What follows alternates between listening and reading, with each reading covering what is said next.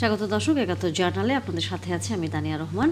সংবাদ পর্যালোচনা ভিত্তিক নিয়মিত এই অনুষ্ঠানে আমরা খবরে নানান বিষয় নিয়ে বিশ্লেষণ করি। পত্রপত্রিকা, টেলিভিশন, ডিজিটাল মিডিয়া এবং নিউজ পোর্টালে যেসব খবর শিরোনাম হয়ে থাকে তা আমরা জানিয়ে দিই। সেই খবরের সাথে যুক্ত মানুষদের আমরা সংযুক্ত করি আমাদের আলোচনা টেবিলে। আমাদের স্টুডিও এবং অনলাইনে সংযুক্ত থাকা অতিথিরা সেসব খবরের গভীরে ঢোকেন। আজ আমাদের সাথে আছেন সিনিয়র সাংবাদিক লটন একরাম।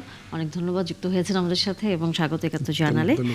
আলোচনা হবেই রাজনীতি নিয়ে, সেটা আমরা কম বেশি জানি। এবং দর্শক, আমরা বিভিন্ন সময় খবরের যে পর্যালোচনায় অন্যান্য অতিথিরাও আসলে কিন্তু যুক্ত হন এবং আপনারা তো আমাদের সাথে আছেনই।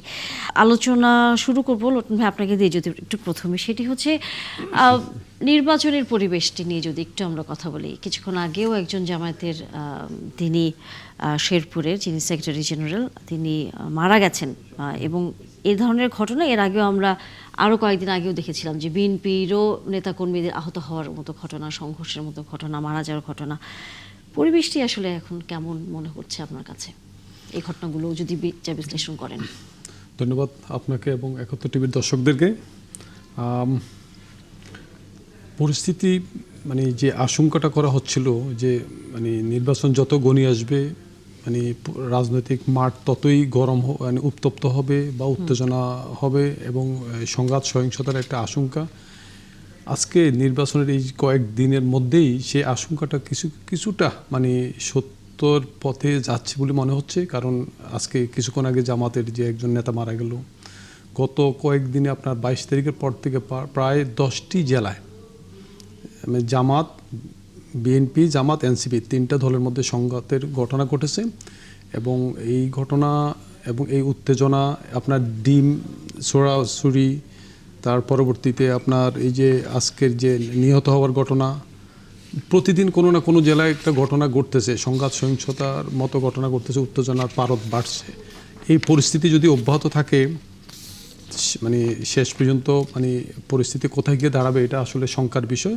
তো আমরা এই আশা করব মানে জুলাই গণ অভ্যুত্থানের যে অংশীজন দলগুলো মানে ঐক্যবদ্ধভাবে যেভাবে তারা মানে স্বৈরাচার সরকারকে মানে পতন ঘটিয়েছিল, তাদের মধ্যে যে ঐক্যমত্য পৌঁছানোর পর যে নির্বাচনের ট্রেনে দেশটা উঠলো, এই জায়গাটা এসে একটি গণতান্ত্রিক রাষ্ট্র প্রতিষ্ঠা করার জন্য, গণতন্ত্র ফিরিয়ে আনার জন্য তারা যেভাবে মানে প্রায় ১৪০০ যে প্রাণের যে বিনিময় যে গণ উদ্ভুত্থান ঘটেছে, সেই উদ্ভুত্থানের পরে আজকে যে জায়গাটা আসছে সেই জায়গায় এখন আমাদের মনে হয় সব দলকে একটু সংযত হওয়া উচিত, সবাইকে সহনশীল হওয়া উচিত, সংযত হওয়া উচিত। বিগত সরকারের বিগত ১৭ বছরের যে মানে তাদের যে নির্যাতন নিষ্পেষণের যে তাদের সবাই এখানে যারা আছে সবাই নির্যাতন নিষ্পেষণের শিকার হয়েছে। এই যে অভিজ্ঞতা থেকে, তিক্ত অভিজ্ঞতা থেকে তাদের যে এখন একটু হলেও তাদের মানে সংযত হওয়া উচিত, সহনশীল হওয়া উচিত। তাদের ভাষার যে গত কয়েকদিনে যে পরস্পর বিরোধী যে বিষোদ্গার, সেই বিষোদ্গারটা রাজনৈতিক মাঠে, নির্বাচনী মাঠে এটা পরস্পর বিরোধী বক্তব্য থাকবে, যার যার নির্বাচনী কৌশল হিসেবে তারা কথার পিঠে কথা বলবে, এটাই স্বাভাবিক গণতন্ত্রের সৌন্দর্য। কিন্তু এই যে আপনার দিন দিন যে সংঘাত সহিংসতার দিকে যাচ্ছে, আজকে যেটা মানে সামনে বসা নিয়ে যে শেয়ারে বসা নিয়ে যেটা শেয়ার করে ঘটলো, এটা খুবই দুঃখজনক। এটা এখানে এই যে আইন শৃঙ্খলা পরিস্থিতি তাদের দিকে আমাদের আঙ্গুল রাখতে হবে। এখানে আইন শৃঙ্খলা পরিস্থিতি কি ছিল না? পুলিশ বাহিনী কি ছিল না? এখানে কি আপনার এই যে টিএনও ছিল, ওসি ছিল, এখানে তারা কি করছে? এখানে ছোট্ট একটা মানে জায়গা, মানে এটা মিনি মার্ট বলা হয় ওইখানে। এটা মিনি মার্টের ছোট্ট একটা জায়গায় তারা এই ধরনের একটা প্রোগ্রাম করছে যেখানে দুই দলকে ডাকবে, দুই দলের সমর্থক থাকবে, সেখানে তাদের তো উচিত ছিল পর্যাপ্ত আইন শৃঙ্খলা বাহিনী রাখা। অথবা আমরা অনেক সময় আগে দেখেছিলাম যে যখন এই ধরনের সমাবেশ হয় তখন সময়ের একটা বিষয় থাকে যে আগে পরে যাতে এই সংঘাতটা এড়ানো যায়, যে এই কারণের একটি এটার দায় কিন্তু স্থানীয় প্রশাসন এড়াইতে পারে না। তারা যদি এই ধরনের ছোট প্রোগ্রামগুলো সম্পন্ন করতে না পারে শান্তিপূর্ণভাবে, তাহলে এত বড় নির্বাচন কিভাবে সম্পন্ন করবে? সামনে তো আরো যত সময় আসলে আসবে তত আসলে এই ধরনের পথসভা হবে, এরকম ছোট ছোট করে আমরা জানি জানি যে উঠান বৈঠক এবং জনসভা হবে, সেখানে আসলে তখন কিভাবে নিরাপত্তা ব্যবস্থা দিতে পারবে Right. প্রশাসন, প্রশ্ন সামনে চলে আসে। দর্শক, আমরা আলোচনা করছি আমাদের অতিথির সাথে, এর মধ্যে অন্যান্য অতিথিরা যুক্ত হয়েছেন, তাদের সাথে আপনাদের পরিচয় করে দিতে চাই। শামসুজ্জামান দুদু, ভাইস চেয়ারম্যান কেন্দ্রীয় বিএনপির, এবং আছেন ব্যারিস্টার আবু বকর মোল্লা, মুখপাত্র বাংলাদেশ জামায়াতে ইসলামীর ইউরোপ শাখার, এবং আছেন শাহ ইফতেখার তারিক, কেন্দ্রীয় সাংগঠনিক সম্পাদক ইসলামী আন্দোলন বাংলাদেশ। আপনাদের তিনজনকে স্বাগত একাত্তর জানালে যুক্ত হয়েছেন। শামসুজ্জামান দুদু, আপনার কাছে যদি একটু প্রথমে আসতে চাই, এই যে শেরপুরের ঘটনাটি, এখানে এখন পর্যন্ত বিভিন্ন গণমাধ্যম বা সামাজিক যোগাযোগ মাধ্যমে খবর আসছে এবং জামায়াতের বিভিন্ন নেতাকর্মীরা, স্থানীয় নেতাকর্মীরা তারা বলছেন যে সংঘাতের সূত্রপাত আসলে বিএনপির সমর্থক বা কর্মীরা তারাই করেছে, একটা অভিযোগের জায়গা তারা তুলেছে আপনাদের ওপর। জি, আপনাকে ধন্যবাদ, এবং যারা আলোচক হিসাবে আজকে এখানে আছেন আমি তাদেরকে শুভেচ্ছা অভিনন্দন জানাচ্ছি, আর যারা দেখছেন তাদের প্রচুর শুভেচ্ছা। এটা খুবই দুঃখজনক, জামাত ইসলামের একজন নেতা সংঘর্ষে নিহত হয়েছেন, এর আগেও কয়েকজন আহত এবং নিহত হয়েছেন বিভিন্ন দলের। তো এটা আমার কাছে মনে হচ্ছে যে নির্বাচনের জন্য যে দলগুলো প্রায় 17-18 বছর ধরে আন্দোলন করেছে, সংগ্রাম করেছে, লড়াই করেছে, গুম হয়েছে, তারা জেল খেটেছে, লক্ষ লক্ষ মামলার আসামি, কিন্তু সেই নির্বাচন যখন একেবারে সন্নিকটে, মানুষের ভোটাধিকার প্রয়োগের জন্য যে শান্তিপূর্ণ এবং একটা স্থিতিশীল পরিস্থিতির দরকার, সেটা যে কোনো কারণেই হোক, আমি লক্ষ্য করছি ইদানিং বিএনপি সহ বেশ কয়েকটি রাজনৈতিক দলের নেতাকর্মী একটু অসহিষ্ণু হয়ে পড়ছেন, ধৈর্যহারা হয়ে পড়ছেন। পরিস্থিতি যাদের জন্যই হোক না কেন, আমি কাউকে আলাদা করে দোষারোপ করতে চাই না, এইভাবে যদি সামনের দিকে যায় তো শত শত না হাজার হাজার পোলিং বুথ হবে, এসব জায়গায় প্রতিদ্বন্দ্বী প্রার্থী তার সমর্থকরা থাকবে, এবং তারা যদি শক্তি প্রয়োগের চিন্তা করেন, ওই যে আমার একজন বন্ধু যেটা বললেন, সেখানে আইন শৃঙ্খলা বাহিনী ছিল, পুলিশ অথবা মিলিটারি, তো হ্যাঁ, তাদের অবশ্যই দায়িত্ব আছে এবং তারা অবশ্যই অস্ত্রকে পড়তে পারত, কিন্তু বিবাদমান রাজনৈতিক দলগুলো বা প্রতিদ্বন্দ্বী রাজনৈতিক দলগুলো যদি নিজেদের অসহিষ্ণু করে তোলে, ধৈর্যহারা হয়, তাহলে আইন শৃঙ্খলা বাহিনী বা মিলিটারি প্রশাসন কতটুকু এটা নিয়ন্ত্রণ করতে পারবে আমার সন্দেহ আছে। কারণ এটা একেবারে মাঠ পর্যায়ে গড়িয়ে যাবে, একেবারে গ্রাম পর্যায়ে গড়িয়ে যাবে। সেই জায়গাগুলোতে দায়িত্বশীল নেতারা যারা আছেন, আমি ব্যক্তিগতভাবে মনে করি, না হলে পরে যারা নির্বাচন চাচ্ছে না, বিভিন্ন দল এবং গোষ্ঠী আছে এবং আমাদের পার্শ্ববর্তী দেশও আছে, এখানে একটি ভালো নির্বাচন হোক অনেকে চাচ্ছে না। সেই নির্বাচন না হলে আন্দোলন সংগ্রাম যারা করেছেন, নির্যাতন ভোগ যারা করেছেন, ক্ষতিগ্রস্ত হয়েছেন, তারা কতটা ক্ষতিগ্রস্ত হবেন আবার যদি নির্বাচন না হয়। উদ্ভূত যদি পরিস্থিতি আমাদের সামনের দিনগুলোতে খারাপ হয়, তাহলে তো ভালো নির্বাচনে সাধারণ ভোটাররা নামবে না।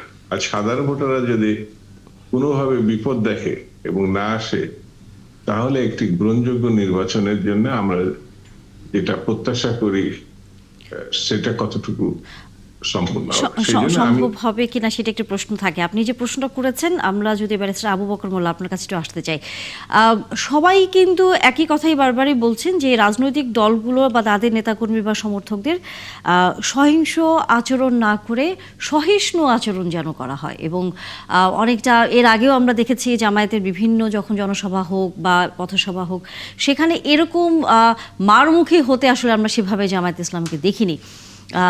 কেন এখন আসলে হঠাৎ করে দুই একদিনের ঘটনায় দেখছি জামাতের নেতাকর্মীরাও দেশের বিভিন্ন জায়গায় যখন অন্য দলের নেতাকর্মীরাও যখন জনসভা বা পথসভা করছেন এক ধরনের মারমুখী হয়ে উঠছেন, সেটি আসলে কেন? আমরা উত্তরটি নিব, তবে বিরতির পরে আসলে নিতে হচ্ছে, কারণ বিরতির সময় হয়ে যাচ্ছে, দুঃখিত। দর্শক, বিরতির পর নিশ্চয়ই আপনারা আলোচনায় যুক্ত হবেন। ৭১ জার্নালে নিচ্ছে একটি বিরতি। ধন্যবাদ দর্শক, সাথে থাকার জন্য আবারও আমন্ত্রণ ৭১ জার্নালে। দর্শক, আমরা শুনছিলাম সংবাদ শিরোনাম, আমরা আলোচনায় ফিরতে চাই। ব্যারিস্টার আবু বকর মোল্লা, আপনার কাছে বিরতির আগে প্রশ্ন রেখেছিলাম যে সরাসরি যদি সেরকম হয় যে জামাতের যে আচরণ আমরা দেখেছি এর আগে বিভিন্ন জনসভা পথসভা হোক, নির্বাচনী প্রচারণে বিভিন্ন প্রার্থীর সাথে খুব সহিষ্ণু আচরণ আমরা দেখেছি, তারা কোনো ধরনের বিবাদে জড়ায়নি, কিন্তু বেশ কয়েকদিনের ভেতরে হঠাৎ করে একটু পরিবর্তন লক্ষ্য করা যাচ্ছে জামাতের নেতাকর্মীদের ভেতরে, সেটি সহিংসতার দিকে নিয়ে যাওয়ার অবস্থা আসলে তৈরি করে কিনা? ধন্যবাদ। আমি জানি না কেন আপনি জামাতকে আপনি বলছেন অসহিষ্ণু। আমি দেখিনি, এটা আমার নজরে আসেনি। এটা আমি বিএনপির কেন্দ্রীয় নেতৃবৃন্দকে বলছি না, লোকাল নেতৃবৃন্দ আমার মনে হয় যেখানে যেখানে সংঘর্ষগুলো ঘটেছে তারা দায়িত্বশীলতার পরিচয় দিতে পারছে না। দেখুন, এখন পর্যন্ত কিন্তু কোনো রিপোর্ট আপনি দেখাতে পারবেন না যে জামাত অথবা শিবির বিএনপির অথবা মহিলাদের উপর কোন আক্রমণ করছে। এ পর্যন্ত অনেকগুলো আক্রমণ হয়েছে জামাত এবং শিবিরের উপর সারা দেশে। আমি মনে করি আমরা যেই নির্বাচনের জন্য এত বছর লড়াই করেছি, বিএনপি, জামাত, ইসলামী আন্দোলন সহ বাংলাদেশের ফ্যাসিস্ট বিরোধী সকল শক্তি, এইটি বাস্তবায়নের পথে একটি অন্তরায় হয়ে যাচ্ছে। আমাদের সকলকে দায়িত্বশীল আচরণ করতে হবে এবং বিএনপি নেতৃবৃন্দকে, লোকাল নেতৃবৃন্দকে স্পষ্ট মেসেজ দিতে হবে, let there be a free and fair election, let there be a level playing field for everyone. আমাদেরকে সকলে এখন দায়িত্বশীল আচরণ করতে হবে। আমি জামাতের পক্ষ থেকে দায়িত্বহীন কোনো আচরণ আমি লক্ষ্য করিনি। আমি অন্য আরেকটি প্রসঙ্গ আনছি। দেখুন, এই যে ঘটনাটি ঘটলো, এই যে একজন জামাতের নিহত হলেন, আরো আহত হয়েছেন, সারা দেশে বিভিন্ন জায়গায় আক্রমণ হয়েছে। আজকে দেশে বিদেশে এই নির্বাচনকে যেন এন্ডোর্স না করা হয় ইন্টারন্যাশনাল কমিউনিটিতে, এর জন্য কিন্তু একটি ষড়যন্ত্র হচ্ছে আওয়ামী লীগের তরফ থেকে এবং আওয়ামী লীগের কিছু বন্ধু প্রতিম দেশের পক্ষ থেকে। যদি এটি কন্টিনিউ করে তাহলে আফটার 12 ফেব্রুয়ারি ইন্টারন্যাশনাল কমিউনিটি থেকে আওয়ামী লীগের লোকজন বলার চেষ্টা করবে, দেখো তারা ইলেকশন করেছে, কিন্তু সেখানে তো এটা ফেয়ার ইলেকশন হয়নি। সো এটি ফেয়ার ইলেকশনের পথে একটি বড় বাধা।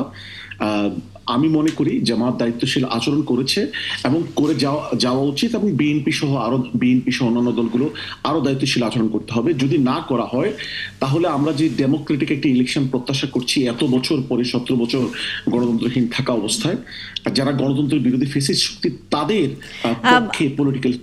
আবু বকর মোল্লা, আপনি বলছিলেন যে জামায়াতের এ ধরনের নেতাকর্মীদের সংঘর্ষে জড়ানোর আসলে খবর নেই, তবে আপনাকে যদি একটু জানিয়ে দেয়, সেটা হচ্ছে আজকেই এবং কিছুক্ষণ আগে আমরা সংবাদটি করেছি, সেটি হচ্ছে ভোলার চরফ্যাশনে আমরা ইসলামী আন্দোলন বাংলাদেশের নারী যেসব কর্মী রয়েছেন তারা যখন নির্বাচনী প্রচারণা চালাচ্ছেন সেখানে জামায়াতের নেতাকর্মীরা তাদেরকে হেনস্থা করেছে, সেরকম খবর এবং কিন্তু এসেছে বিভিন্ন গণমাধ্যমে। তাহলে যেটি আপনারা বলছেন যে খুব একটা জামাতের নেতাকর্মীরা অন্য রাজনৈতিক দলের নেতাকর্মীদের উপর, it does not make sense. ইসলামী আন্দোলন একটি ইসলামিক রাজনৈতিক দল, তাদের সাথে আমাদের বন্ধুত্ব ছিল, এখনো আছে। তাদের নির্বাচনী প্রচার কার্যে জামাত আক্রমণ করবে, তাও মহিলাদের উপর, আই থিঙ্ক এটা সত্য ঘটনা নয়। এটি ইসলামী আন্দোলনের যারা নারী কর্মীরা রয়েছেন তারা রীতিমতো গণমাধ্যমকে কিন্তু ইন্টারভিউ দিয়েছেন এবং আমরা সংবাদে সেটা প্রচার করেছি। আরো হয়তো একটু বিস্তারিত ভাবে বলতে পারবেন বোধহয় শাহ ইফতেখার তারিক, নিশ্চয়ই আপনার কাছে হয়তো আরো বিস্তারিত খবর আছে, যেহেতু আপনাদের নারী কর্মীদের উপর হামলার ঘটনাটি ঘটেছে। এই ধরনের কোন নিউজ যদি। ধন্যবাদ আপনাকে, যারা আজকের আলোচনায় যুক্ত আছেন তাদেরকে ধন্যবাদ জানাচ্ছি, এবং যারা এই মুহূর্তে এই অনুষ্ঠানটি দেখছেন তাদের সকলকে ইসলামী আন্দোলন বাংলাদেশের পক্ষ থেকে ধন্যবাদ জানাচ্ছি। প্রথমে আমি বলতে চাই যে নির্বাচন যত ঘনিয়ে আসছে, যে উত্তেজনা দেখা দিচ্ছে, এটা আমাদের পূর্বানুমান ছিল যে এই জাতীয় অশনি সংকেত আমরা দেখতে পাচ্ছিলাম। আমরা সে বারবার সতর্ক করছিলাম যে এই বিষয়ে সরকারকে আরো কার্যকরী পদক্ষেপ নেওয়া দরকার, কিন্তু সরকারের কার্যকরী পদক্ষেপ বারবার বলা হলেও আমরা তা বাস্তবে খুব একটা তার প্রতিফলন দেখতে পাইনি। আমার পূর্ববর্তী বক্তা জনাব ব্যারিস্টার মোহাম্মদ আবু বকর মোল্লা, তার স্পিরিটের সাথে আমি একমত, কিন্তু ঘটনা কি ঘটে, যে চোখ যখন দেখে তখন সে তার নিজের রেটিনাকে সে দেখতে পায় না। উনি জামাতের কোনো সহিংসতার খবর দেখেননি, এটা হয়তো ওনার চোখ এড়িয়ে গেছে, এই জন্য হয়তো দেখেননি। নড়াইলে ইসলামী আন্দোলন বাংলাদেশের একটি কার্যালয় পুড়িয়ে দেওয়া হয়েছে এবং বিভিন্ন জায়গায় হামলার ঘটনা ঘটেছে। আমরা এগুলিকে বিচ্ছিন্ন হিসাবে দেখতে চাই এবং আমরা চাই সকল রাজনৈতিক দলের শীর্ষস্থানীয় নেতৃবৃন্দ, জেলা নেতৃবৃন্দ এবং দায়িত্বশীল নেতৃবৃন্দ সকলেই দায়িত্বশীল ভূমিকা পালন করবেন এবং এই জাতীয় ঘটনার যেন পুনরাবৃত্তি না ঘটে। এই মাত্র যে ভোলার ঘটনাটি বললেন, এটি তো একেবারে ভোলায় আজকে আলোচিত ঘটনা।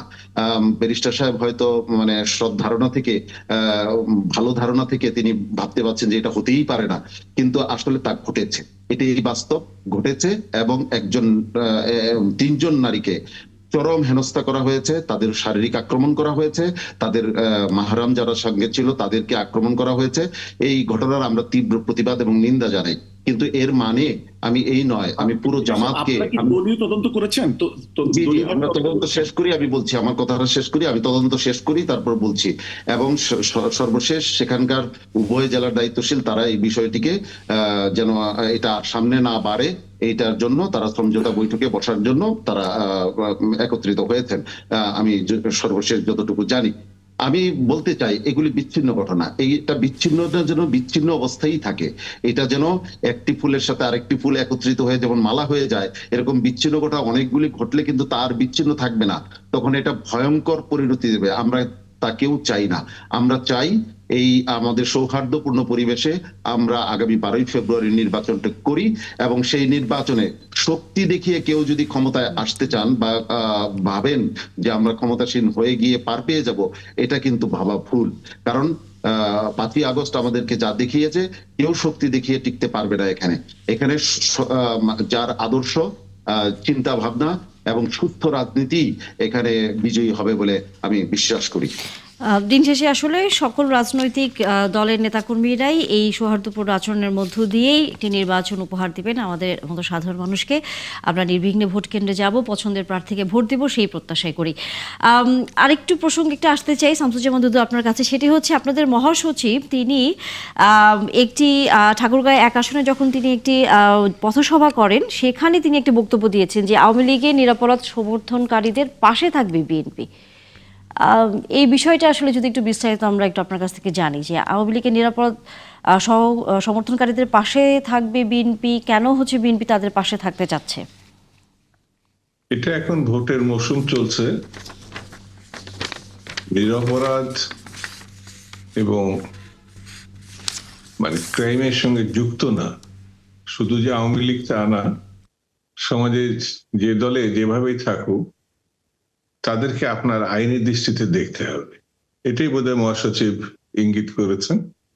আর আওয়ামী লীগ তো এখন সরকারিভাবে নিষিদ্ধ, নেম অফ আওয়ামী লীগ, কিন্তু ভোটার আপনি নিষিদ্ধ করতে পারেন নাই।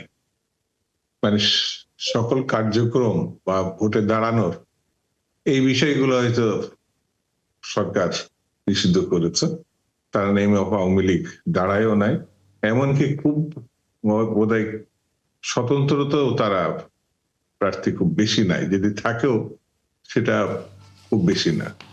কিন্তু তাদের ভোটারদের প্রতি সবাই এক ধরনের আগ্রহ আছে এবং সেই ভোটার কোন দিকে যাচ্ছে, কিভাবে যাচ্ছে, এটা বোধহয় মাথায় রেখে বিএনপির মহাসচিব হয়তো কথাটা বলতে পারে, আমার যতটুকু মনে হয়। তো ওই ভোটার দিকে তো সবাই, ওই ভোট না, কম বেশি স্থানীয়ভাবে সাধারণ ভোটার বা অন্যান্য দলের কিছু ভোটার যদি নিজের দিকে প্রার্থীরা, সে যে দলেরই প্রার্থী হোক বিএনপি সহ, তো তারা তো এই উদ্যোগ বা চেষ্টা চালাতেই পারে।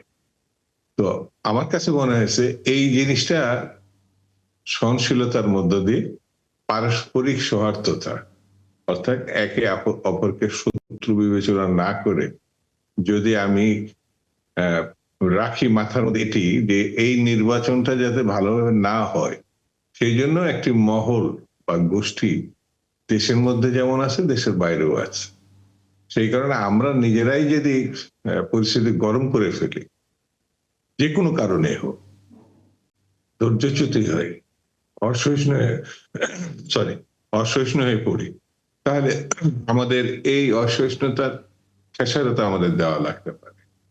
দীর্ঘদিন পর নির্বাচন কিন্তু, এবং এই নির্বাচনের জন্য আমি আগেও বললাম যে শুধু বিএনপি না, যারাই আন্দোলন করেছে বা আন্দোলনে ছিল একটা ভালো নির্বাচনের জন্য, 4টা নির্বাচন কিন্তু তামাশা ভিত্তিক একটা নির্বাচন, পরিকল্পিত এবং ষড়যন্ত্রমূলক ভাবে একটা দল করেছে, যেটা আওয়ামী লীগ।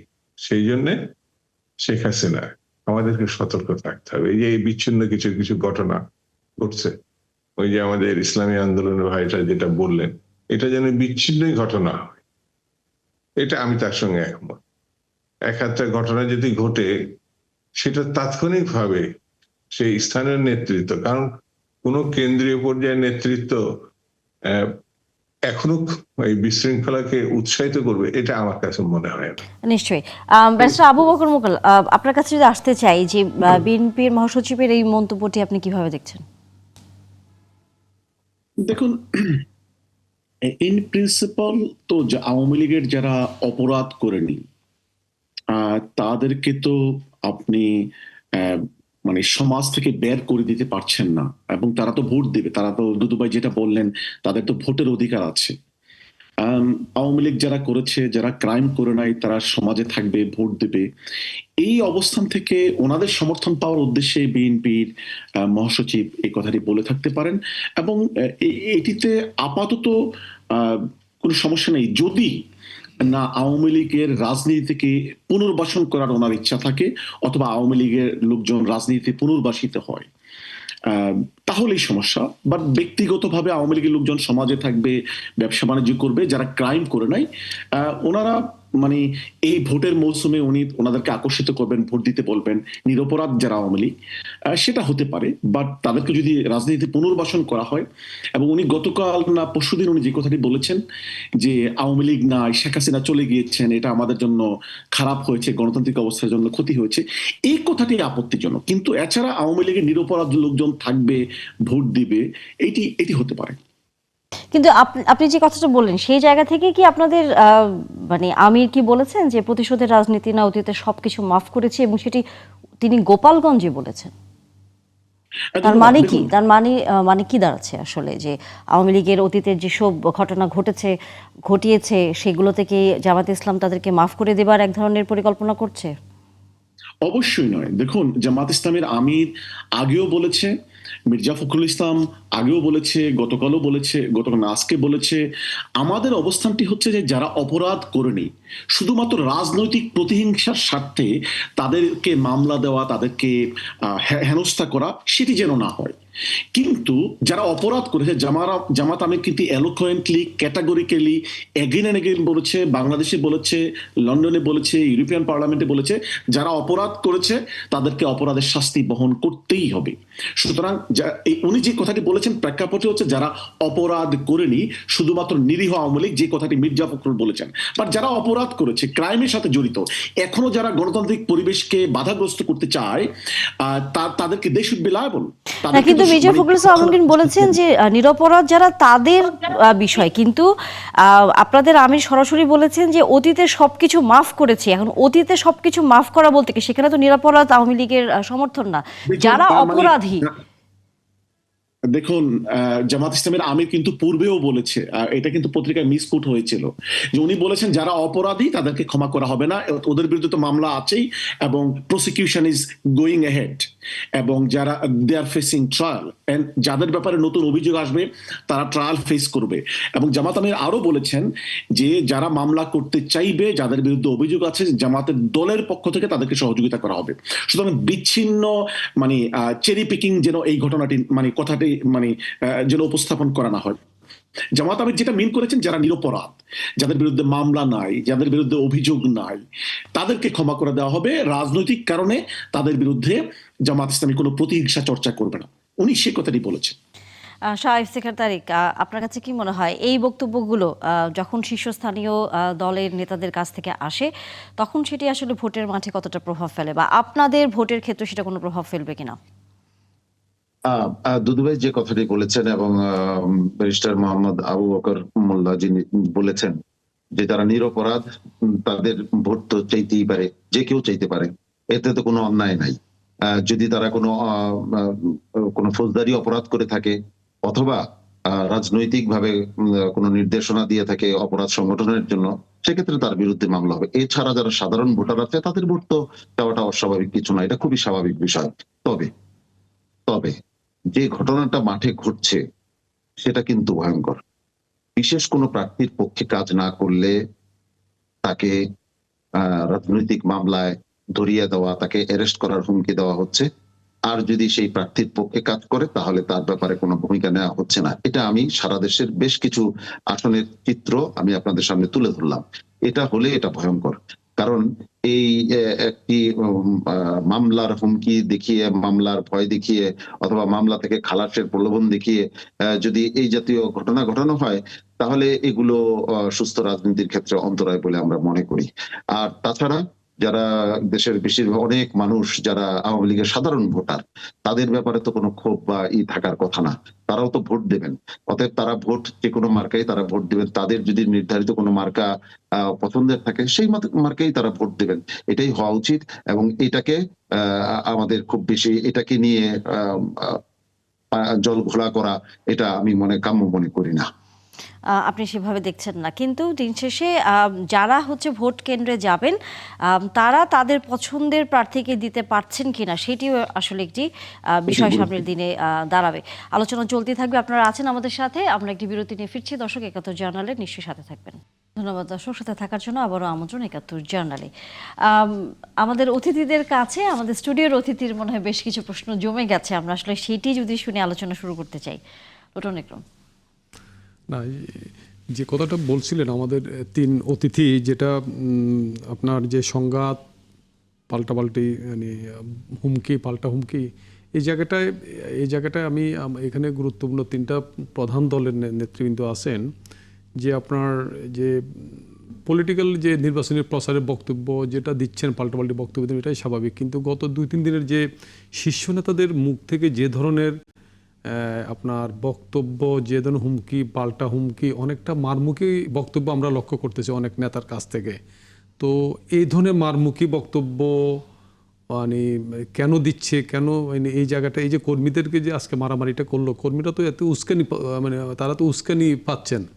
এই উস্কানিটা দেওয়ার জন্য, এই যে তারা মারমুখী হওয়ার জন্য দায়টা তো আপনার কেন্দ্রীয় নেতারাও এড়াইতে পারেন না।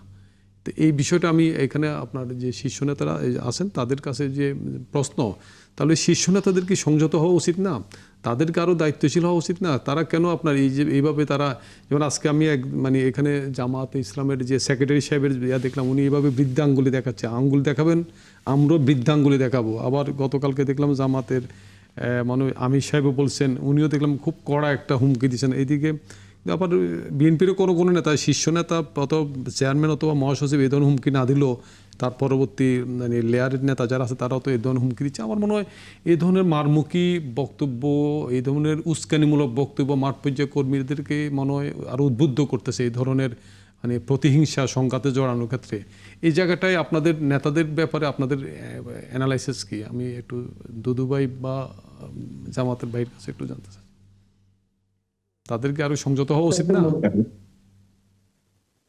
আমি বলবো নাকি পরে? না, আমার কাছে মনে হয় যে কথাটা ঠিক আছে, যে সামান্য একটা উস্কানিমূলক কথায় বিবদমান গ্রুপ বা তার নিচু স্তরের নেতাকর্মীরা যদি সংঘর্ষে জড়িয়ে পড়ে, এটা আবার প্রতিক্রিয়া অন্যান্য জায়গাও ছড়িয়ে পড়তে পারে। তো দায়িত্বশীল জায়গা থেকে এই ধরনের ঘটনা বরঞ্চ যাতে নিয়ন্ত্রিত হয় বা নিয়ন্ত্রণ করা যায়। একে অপরের বিরুদ্ধে কথা বললে অনেক কথা বলা যাবে, কিন্তু এই মুহূর্তে সেই কথাগুলো যতটা সম্ভব আমার বিবেচনায়, যেমন বিএনপি, জামাত, ইসলামী আন্দোলন, আরো দল আছে, তো যেখানে যার সামর্থ্য আছে, যেখানে যার দায়িত্বশীলতা একটু বেশি থাকে। তো সেই কারণে আমার কাছে মনে হচ্ছে যে, আমি আগেও বলেছি, এখনো আবার বলছি, ভবিষ্যতেও বলবো, যদি আমরা সতর্ক না হই, রাইট। মানে রাজনৈতিক দল বা নেতৃবৃন্দ, তাহলে পরে যে পরিস্থিতির আমরা মুখোমুখি হব, অর্থাৎ নির্বাচন কোনো কারণে বাধাগ্রস্ত হলে, ক্ষতিগ্রস্ত হলে, সব থেকে বেশি ক্ষতিগ্রস্ত হবে এই দেশ, এই জনপদ, গণতন্ত্র, এবং যারা এতদিন জেল জুলুমের শিকার হয়েছেন, কষ্ট করেছেন, আমি মনে করি তারাই বেশি ক্ষতিগ্রস্ত হবে। সেই জন্য যতটা সম্ভব, যেভাবে হোক, নির্বাচনের যদি কোনো ঘটনা ঘটেও থাকে, সেটা নিয়ন্ত্রণ বা যাতে বিস্তার না করে, সেই দিকে দৃষ্টি দেওয়াটা, এবং আইন শৃঙ্খলা রক্ষার্থে যেসব আইন শৃঙ্খলা বাহিনী আছে, প্রশাসন আছেন, তাদেরকেও সতর্ক হতে হবে, সজাগ হতে হবে, এবং কোনো কোনো ক্ষেত্রে কঠোর হতে হবে। মানে উদাসীন হলে হবে না, সেটা যেই করুক না কেন, যেই দলই করুক না কেন, এইরকম একটি কঠোর দৃষ্টিভঙ্গি যদি প্রশাসনের ক্ষেত্রেও থাকে আর রাজনৈতিক নেতৃবৃন্দের কাছে থাকে, তাহলে আমার কাছে মনে হয় যে আমরা এর থেকে পুরোপুরি বেরোতে না পারলেও একটা যৌক্তিক অবস্থায় আমরা থাকবো। ব্যারিস্টার আবু বকর মোল্লা, আপনার কাছেও ভাই একই বলার প্রশ্ন আগে আমি আসলে। একটু অ্যাড জি, করি যে জি। আপনার ভারতের কূটনীতিকদের পরিবার মানে সরিয়ে নেওয়ার বিষয় আজকে আমাদের পররাষ্ট্র উপদেষ্টা যেটা বলছেন যে মানে কি জন্য আপনার মানে কি সংকেত যে তাদের কাছে আছে, তারা কেন পরিবারকে সরিয়ে নিল, এই ধরনের কোনো শঙ্কা বাংলাদেশে তো আমরা দেখছি না, নিরাপত্তা।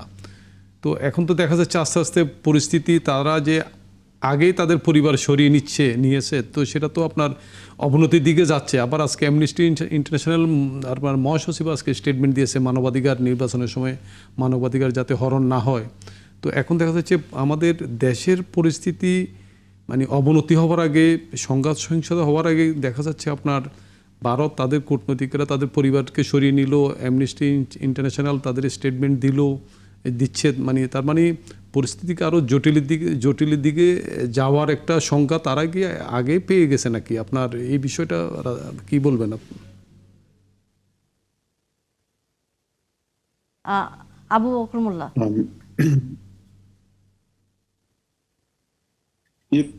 ধন্যবাদ। দুদু করতে চাচ্ছি, আমাকে শোনা যাচ্ছে? জি। আমি যে কথাটি বলছি যে রাজনৈতিক নেতৃবৃন্দ গণতান্ত্রিক নির্বাচন এর পরিবেশে বাকযুদ্ধে অবতীর্ণ হবেন, এটাই মানে এটা হতে পারে, এতে সমস্যা নেই, কিন্তু এটি যেন সীমা অতিক্রম না করে, অর্থাৎ নেতারা এমন ভাবে কথা বলবেন না যেন কর্মীরা আর একটু বেশি উস্কানি অনুভব করে। অবস্থান থেকে কর্মীদের একটু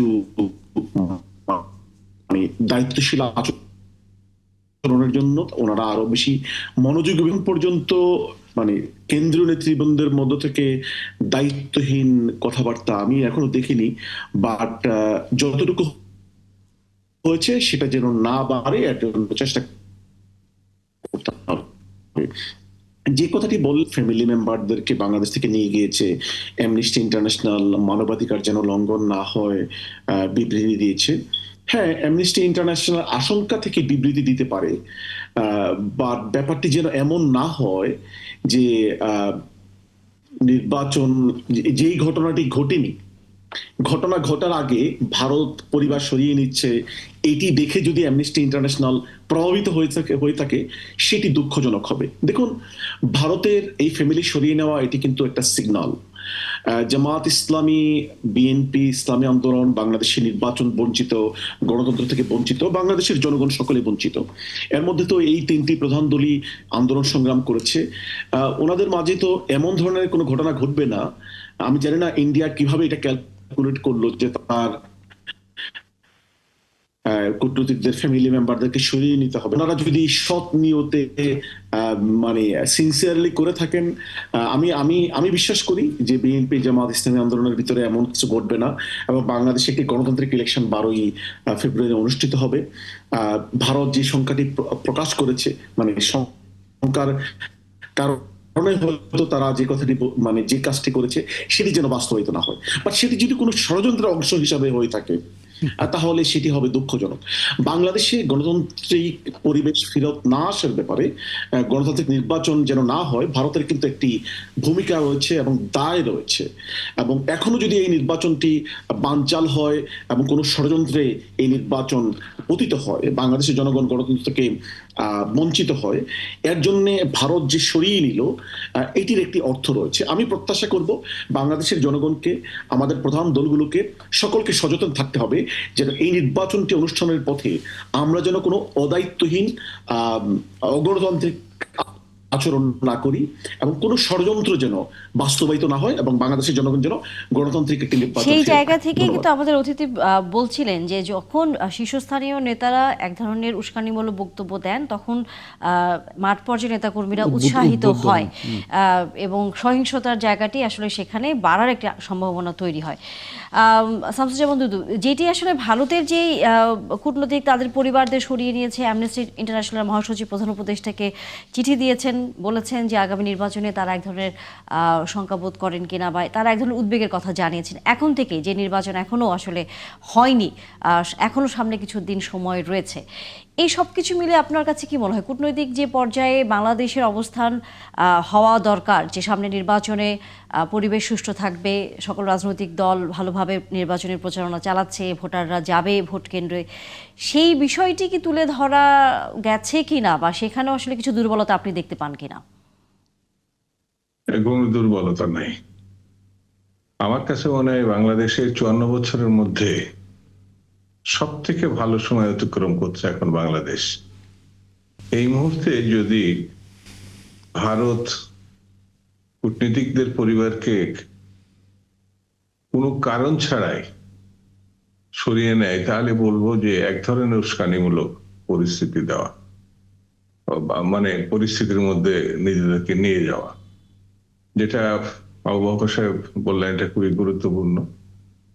যে ঘটনা ঘটেই নাই, অ্যামনেস্টি ইন্টারন্যাশনাল আগাম বিবৃতি দেওয়া। তো কিছু কিছু প্রতিষ্ঠান আমরা জানি যে ক্রিকেটে যেমন চূড়ান্ত সবকিছুই আমাদের পার্শ্ববর্তী দেশ কন্ট্রোল করছে, মানে অনেক দৃষ্টান্ত থাকা সত্ত্বেও ক্রিকেটে যেমন তারা আমাদের বাংলাদেশ সম্বন্ধে অত্যন্ত ন্যাক্কারজনক সিদ্ধান্ত নিয়েছে, ঠিক তেমনি বাংলাদেশের যে নির্বাচনী অবস্থা বা ব্যবস্থা, সেটিকে তার অভিনন্দন না জানিয়ে একটা খুনিকে তারা কিন্তু আশ্রয় দিয়েছে এবং খুনির সহযোগীদেরকে আওয়ামী লীগের বিভিন্ন পর্যায়ের লুটেরা একেবারে বাংলাদেশকে ফোকলা বানিয়ে দিয়েছে, যারা তাদেরকে তারা আশ্রয় দিয়েছে। খুনিকে আশ্রয় দেওয়া, গণতন্ত্র বিনাশকারীকে আশ্রয় দেওয়া, গণহত্যাকারীকে আশ্রয় দেওয়ার পরে এই যে গণতন্ত্র সম্বন্ধে কথাবার্তা তাদের কাছে আমাদের যে শুনতে হচ্ছে, এটা আমাদের জন্য খুব দুঃখজনক। সেই জন্য ওই দেশের কি করলো না আমরা নজর রাখবো বটে, কিন্তু সেই দেশ আমাদেরকে রক্ষা করবে, সেই দেশ আমাদের ভালো কিছু ঘটনার পাশে এসে দাঁড়াবে, এটা আমার কাছে মনে হয় না, একেবারেই মনে হয় না। কারণ 4টা নির্বাচনে এখানে নির্বাচনী ব্যবস্থাই ধ্বংস করে দেওয়া হয়েছে, কিন্তু সেই নির্বাচনটাকে প্রথম অভিনন্দনকারী দেশ হচ্ছে পার্শ্ববর্তী দেশ। সেই জন্য আমার কাছে মনে হয় আমাদের কাজ আমাদেরই করতে হবে। কে কি করলো এগুলো আমরা মাথায় রাখবো, তবে নিজেদের মধ্যে এখন যে পরিস্থিতি, যদি কোনো কিছু বিভিন্ন জায়গায় ঘটেও থাকে, সেটাকে নিয়ন্ত্রণ করে আসল কাজটি আমাদের সফলভাবে তুলতে হবে, সেটা নির্বাচন 12 তারিখে। এই জন্য আমার কাছে মনে হয় যে সরকার এবং রাজনৈতিক দলগুলো যেভাবে চলছে, মানে দায়িত্বশীল ভূমিকার মধ্য দিয়ে সেভাবেই চলতে হবে। তারিক, আপনিও কতটা একমত শামসুজ্জামান দুদুর সাথে? একেবারেই একমত, সম্পূর্ণভাবে একমত। এবং সেই সঙ্গে শুধু আর একটু যুক্ত করতে চাই যে ভারতের ব্রাহ্মণ্যবাদী সরকার তারা যেভাবে হায়দ্রাবাদকে, সিকিমকে এবং জম্মু কাশ্মীরকে গিলে ফেলেছে, ঠিক একইভাবে তারা বাংলাদেশকেও গিলে ফেলতে চায়, কিন্তু বাংলাদেশকে গিলে ফেলতে পারেনি। কারণ হচ্ছে এই ভূমির মানুষগুলো স্বাধীন চেতা, এই মানুষ কারো কাছে মাথা নত করতে জানে না। এই পুরোটা গিলতে না পারলেও একটি দলকে তারা ধ্বংস করে দিয়েছে, একটি দলকে দেশের ইতিহাস থেকে প্রায় মুছে ফেলার উপক্রম করেছে। তো ভারতের ব্যাপারে আমাদের সবাইকে সতর্ক থাকতে হবে এবং আমাদের দেশপ্রেমিক মানুষ এই বিষয়ে সজাগ থাকতে হবে, যেন কোনো প্রকার অজুহাতে নির্বাচনকে বিতর্কিত করার অপপ্রয়াস কোনো ষড়যন্ত্রকারীরা না পায়।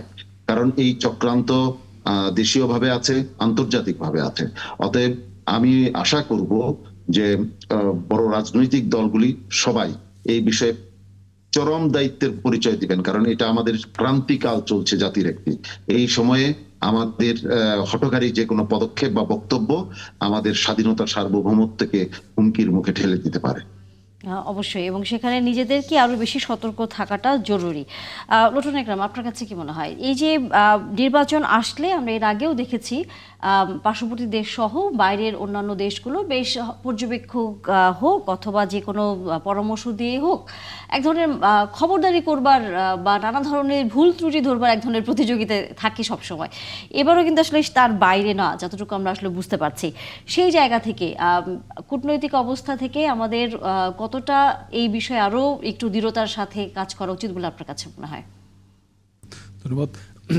ভৌগোলিক কারণে আমাদের বাংলাদেশের নির্বাচন এবং বাংলাদেশের সঙ্গে আসলে আমাদের প্রতিবেশী ভারত এবং আমেরিকা, চায়না এইসব রাষ্ট্রের খুব আমাদের সঙ্গে একটা যথেষ্ট গুরুত্ব বহন করে আমাদের দেশটা, বাংলাদেশটা। আজকেও আপনি দেখবেন যে যুক্তরাষ্ট্রের হাই কমিশনার সিইসির সঙ্গে দেখা করে বলে আসছেন যে বাংলাদেশে কোনো দলকে তারা সাপোর্ট করে না, তারা এখানে যারাই নির্বাচিত হবে তাদের সঙ্গে কাজ করবে। অথচ কয়েকদিন আগে আমরা আমেরিকার একটা পত্রিকা আমরা দেখলাম যে তারা জামাতের সঙ্গে সম্পর্ক, রয়টার্সে, তো জামাতের সঙ্গে সম্পর্ক তারা উন্নয়ন করতে চায়। তারপর এদিকে আবার জামাত আবার পাল্টা বিএনপির দিকে বিএনপি ইন্ডিয়ার সঙ্গে একটা আপনার সমঝোতা করে তারা আগামী নির্বাচনে বৈতরণী পার করতে চায়। এখন এই যে জামাতকে পাকিস্তান এবং আমেরিকার দিকে সাথে কানেক্টিং একটা অভিযোগ করা হচ্ছে, আবার বিএনপিকে ভারতের সঙ্গে লিয়াজও করছে বলে এটা অভিযোগ করা হচ্ছে পাল্টাপাল্টি। যদিও বিএনপি এটা প্রত্যাখ্যান করছে, সংবাদ সম্মেলন করে বিএনপির পক্ষ থেকে। জামাতের দিক থেকেও বক্তব্য আসছে, কিন্তু আলটিমেটলি পদ্মার আড়ালে কিছু তৎপরতা নিশ্চয় আছে। এই দলগুলো দেশের জনসমর্থনের পাশাপাশি প্রভাবশালী প্রতিবেশী বা পশ্চিমা দেশগুলোর সঙ্গে একটা তাদের সমর্থন আদায়ের জন্য লবিস্ট নিয়োগ বলেন, তদবির বলেন, নানানভাবে তৎপরতা পদ্মার আড়ালে কিছুটা হয়ে থাকে। যদিও এটা আমাদের স্বাধীন সার্বভৌম রাষ্ট্র হিসেবে এটা হওয়া উচিত না, কিন্তু আমাদের দেশের এখানকার যেমন যেটা আওয়ামী লীগের কথা বলা হচ্ছে, আওয়ামী লীগ গত 17 বছর তাদের ছত্রছায়ায় বাংলাদেশটা তাদের গণতন্ত্রকে হরণ করছে, একতরফা নির্বাচন করছে ভারতের পরোক্ষ সমর্থনে, পরোক্ষ বা প্রত্যক্ষ সমর্থনে, যেটা দুদুভাইও বললেন যে তো এখনও আবারও যদি ভারত যদি এখানে কোনো একটি দলকে সমর্থন দিয়ে যদি আপনার এটা আপনার কি বলা যায়, এটা অবাক হওয়ার কিছু নাই। আমেরিকাও যদি কাউকে সমর্থন দিয়ে যদি ক্ষমতায় আনার ব্যাপারে সহযোগিতা করে বা এখানে নির্বাচন ইঞ্জিনিয়ারিং, আমরা একটা অভিযোগ প্রচলিত যে বাইরের দেশের প্রভাব আসলে বাংলাদেশের নির্বাচন হোক বা সরকার গঠনের ক্ষেত্রে এক ধরনের পর্দার আড়ালে, আপনি যেটা বলছিলেন যে পর্দার পেছনে হয়তো এক ধরনের কলকাঠি নাড়ে, বিষয়টা কি আসলে সত্য হয়ে যায় না? হ্যাঁ, পর্দার আড়ালে। তারপরে আপনার এখানে নির্বাচন ইঞ্জিনিয়ারিংয়ের নানান কথাবার্তা উঠতেছে নির্বাচন ইঞ্জিনিয়ারিংয়ের। তো নির্বাচন ইঞ্জিনিয়ারিংয়ের ক্ষেত্রেও কিন্তু আপনার দেখবেন আমাদের এই যে প্রশাসনের সাথে কিন্তু নানান দেশি বিদেশি ষড়যন্ত্র চক্রান্ত কিন্তু জড়িত থাকে ইঞ্জিনিয়ারিংয়ের ক্ষেত্রে। তো অতীতেও ছিল, এখনও সামনে হয়তো জানি না, এটা অলরেডি তো নানান চক্রান্তের কথা বলা হচ্ছে নেতারা। আজকেও সম্ভবত ফখরুল ভাই বলছেন মনে হয় যে নির্বাচন বানচালের চেষ্টা করা হচ্ছে এবং এর জন্য আওয়ামী লীগ দায়ী, উনি আওয়ামী লীগকে দায়ী করছেন। তো এখানে আওয়ামী লীগ দায়ী, নির্বাচন বানচালগুলো আওয়ামী লীগ একা দায়ী না হইতে পারে, আওয়ামী লীগের পিছনে আরও অন্য শক্তিও থাকতে পারে দেশি বিদেশি। তো এই জায়গাটায় আসলে বাংলাদেশ এই যে আন্তর্জাতিক প্রভাবশালী দেশগুলোর যে যে প্রভাব বাংলাদেশের উপর, এই প্রভাব থেকে বেরোতে আমাদেরকে আসলে মানে সময় লাগবে, আমাদেরকে অতটা, আমাদের পলিটিশিয়ানদেরকেও আরও আপনার কি বলা যায়, তাদেরও আরও মানে গার্ডস নিয়ে, যারা তাদের একটা দেশের অভ্যন্তরীণ বিষয়ে এইসব দেশের মানে প্রতিবেশী দেশ বলেন, প্রভাবশালী দেশগুলো তাদের সমর্থন আদায়ের জন্য দেশের স্বার্থ, দেশের মানে ভোটাধিকার এগুলো এইসব হরণ করে তাদের ক্ষমতা যাওয়ার এই যে আপনার লোভ বিলাস, এটা পরিত্যাগ করা উচিত। ধন্যবাদ ভাই, যেটা বললেন বিলাসটা সুন্দর শব্দ বলছেন, ঠিক আছে, ধন্যবাদ। অবশ্যই আমরা আসলে চাই যে যারা রাজনীতি করেন তারা দেশের মানুষের জন্য করবেন এবং তাদের কথাই আসলে ভাববেন। আলোচনা চলতেই থাকবে একাত্তর জানালে, তবে দর্শক বিরতির পর নিশ্চয়ই আবারও যুক্ত হবেন পরবর্তী আলোচনায়। ধন্যবাদ দর্শক, সাথে থাকার জন্য আমন্ত্রণ আবারও একাত্তর জার্নালে। যে প্রসঙ্গটি আসলে আমাদের স্টুডিওর অতিথি করেছেন যে বিভিন্নভাবেই আমরা দেখেছি নির্বাচনের আগে বা পরে হোক না কেন সবার সাথে সম্পর্ক ভালো রাখবার একটা প্রক্রিয়ার মধ্যে আসলে গেছে বিভিন্ন সময় বিভিন্ন রাজনৈতিক দলগুলো, এবং নির্বাচনের আগে আসলে সেটি কিছুটা হলেও পর্দার পেছনে আলোচনাটা যদি এভাবে হয় যে পর্দার পেছনে অনেকের সাথে অনেকের যোগাযোগ আছে। ব্যারিস্টার আবু বকর মোল্লা, যে কথাটি আসলে এসছে, আমরা দেখেছি রয়টার্সে পর্যন্ত এই খবরটি এসেছে যে জামায়াতের শীর্ষ একটি প্রতিনিধি দলের সাথে আমেরিকান একটি প্রতিনিধি দলের গোপন বৈঠক হয়েছে। সেখানে জামায়াত ইসলামের সাথে একসাথে কাজ করার বিষয়ে তারা তাদের অভিব্যক্ত করেছেন। এইটি আসলে কতটা সত্য যে আপনাদের উপরে আমেরিকার নাকি হাত আছে, আপনারা আমেরিকার সাথে আপনাদের বন্ধুত্বপূর্ণ সম্পর্ক তৈরি হয়েছে? ধন্যবাদ। ধরুন, দেখুন, আপনি যে গোপন শব্দটি বললেন, আমি কিন্তু রয়টার্সের নিউজ পড়েছি, সেখানে আমি কিন্তু গোপন শব্দটি দেখিনি। আপনি কোথায় দেখলেন? দেখেন, আমেরিকা, ওয়েস্টার্ন ওয়ার্ল্ড যারা বাংলাদেশে গণতান্ত্রিক পরিবেশ চেয়েছে, বাংলাদেশের গণতন্ত্র ফেরত আনতে তাদেরও তো একটু ভূমিকা ছিল। তো তাদের সাথে তো আমাদের মানে সকলেরই, বিএনপি, জামাত সহ সকলেরই যোগাযোগ ছিল। তো এটা তো ইটস এ গ্লোবাল ভিলেজ, এখানে আমরা একে অপরের সাথে কথা বলা সেটা তো চলতে পারে, কিন্তু ব্যাপারটি যেন এমন না হয় যে বাংলাদেশের কে ক্ষমতায় যাবে না না যাবে এইটি যেন কেউ নির্ধারণ করে না দেয়। হ্যাঁ, আমেরিকার তো একটি কনসার্ন থাকবে যে বাংলাদেশে যেন এমন কেউ ক্ষমতা না আসে যেটা তাদের স্বার্থের পরিপন্থী। এটা আমেরিকার কনসার্ন থাকবে, এটা চায়নার কনসার্ন থাকবে, আমি যে দেশে থাকি ব্রিটেনের কনসার্ন থাকবে, ভারতেরও কনসার্ন থাকবে, কিন্তু সেটি যেন তাদের স্বার্থ রক্ষা করতে যে বাংলাদেশের জনগণের স্বার্থের বিরুদ্ধে যেন কেউ অবস্থান না নেই। তারা তাদের স্বার্থ দেখবে, এটা তাদের দেশের স্বার্থের ব্যাপার। বাট আমরা যারা বাংলাদেশি, আমরা আমাদের স্বার্থটি দেখব। কিন্তু ভারত যে কাজটি করেছে, তাদের স্বার্থ দেখতে যে বাংলাদেশের জনগণের স্বার্থ তারা দেখেনি, তারা স্বার্থ দেখেছে আওয়ামী লীগের এবং তাদের। এটি দুঃখজনক। তারা যদি তাদের স্বার্থটি দেখতো, সাথে সাথে বাংলাদেশের স্বার্থটি দেখতো, উইন উইন সিচুয়েশন যদি হতো, সেটি ভালো ছিল। মানে আমি যে কথাটি বলছিলাম যে ইন্টারন্যাশনাল কমিউনিটির সাথে সকল দলেরই যোগাযোগ থাকতে পারে, বা সেটি যেন অন্য দেশের অভ্যন্তরীণ রাজনীতিতে হস্তক্ষেপ না হয়। তারা তাদের হস্তক্ষেপ যাতে না হয় আপনি বলছেন, কিন্তু বাংলাদেশের মতো একটি দেশে সাইফ সেকার তারিক আসলে এই হস্তক্ষেপ এড়িয়ে চলবার বা এর প্রভাব মুক্ত হয়ে থাকবার মতো শক্তি আসলে অর্জন করেছে কিনা, আপনার কাছে কি মনে হয়? বা কি অবস্থানে গেলে পরে আসলে আমরা আমাদের মতো করে নিজেদের দেশ পরিচালনা করতে পারবো? রাজনীতিবিদদের পেছনের যে শির দ্বারাটা আছে, যে মেরুদণ্ডটা আছে, ওটা যদি শক্ত হয় তাহলেই সম্ভব। আর যদি শির দ্বারাটা ক্ষমতায় যাওয়ার জন্য নুয়ে পড়ে, তখনই আসলে দেশ সংকটে পড়ে, দেশের মানুষ সংকটে পড়ে, দেশের স্বাধীনতা সার্বভৌমত্ব বিপন্ন হওয়ার উপক্রম হয়। আমরা বিভিন্ন সময় দেখেছি ক্ষমতায় যাওয়ার জন্য একেবারে মাথা নুইয়ে বিভিন্ন দেশের সামনে যেভাবে নিজেদেরকে ছোট হিসাবে উপস্থাপন করা হয়, তখন তারা আমাদের ঘাড়ে উঠে বসার তো অনুমতি পায়।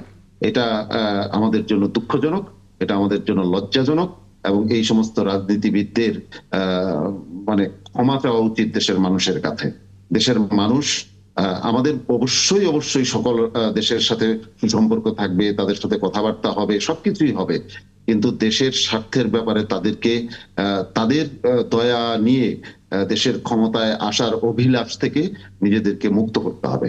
এটা যতক্ষণ পর্যন্ত আমাদের রাজনৈতিক দলগুলো এটা করতে না পারবেন, ততক্ষণ পর্যন্ত বিগত 54 বছরের মতো এদেশের মানুষ দারিদ্র্য সীমার নিচে বসবাস করবে এবং এই দেশে সুষ্ঠু সুন্দর রাজনৈতিক পরিবেশ হবে না। আপনি যেমনটা বলছিলেন শুরুতেই যে আসলে রাজনীতিবিদদের শিরদাঁড়াটি আসলে শক্ত হতে হবে, আমরা সাধারণ মানুষ আসলে সেটাই চাই। ছোট একটি উদাহরণ হিসেবেই আসলে যেটি যে ক্রিকেট খেলা নিয়ে যেটি শামসুজ্জামান দুদু শুরু করেছিলেন, সেরকম অবস্থানগুলো যদি আরও অন্যান্য অর্থনীতি, রাজনীতি, সামাজিক বিভিন্ন বিষয়ে যদি আসলে আমরা নিতে পারি, তাহলে যতই ক্ষুদ্র দেশ আমরা হই না কেন, আমরা আমাদের অবস্থানটি শক্ত আসলে করতে পারবো। এবং সেটা করবার জন্য আপনাদের উপর যে দায়িত্ব, রাজনীতিবিদদের উপর যে দায়িত্ব, তার দিকে আসলে তাকিয়ে আছে সাধারণ মানুষ। ধন্যবাদ শাহ ইফতেখার তারিক যুক্ত হয়েছেন, এবং ধন্যবাদ ব্যারিস্টার আবু বকর মোল্লা আপনাকেও। এবং একই সাথে আমাদের সাথে ছিলেন শামসুজ্জামান দুদু, কিন্তু কোনো কারণে হয়তো তিনি সংযোগটি তার বিচ্ছিন্ন হয়ে গেছে। এবং একই সাথে লটন একরাম, আপনাকেও আবারও নিশ্চয়ই কথা হবে একাত্তর জানালে। দর্শক, আপনারা ছিলেন এতক্ষণ আমাদের সাথে। যতই নির্বাচন সামনে আসবে, ততই আসলে রাজনৈতিক আলোচনা হবে এবং নানা বিষয় নিয়ে আমরা আলোচনা করব। নিশ্চয়ই সেই আলোচনা তখন আপনারা আবারও যুক্ত হবেন। ধন্যবাদ আজকে সাথে থাকার জন্য।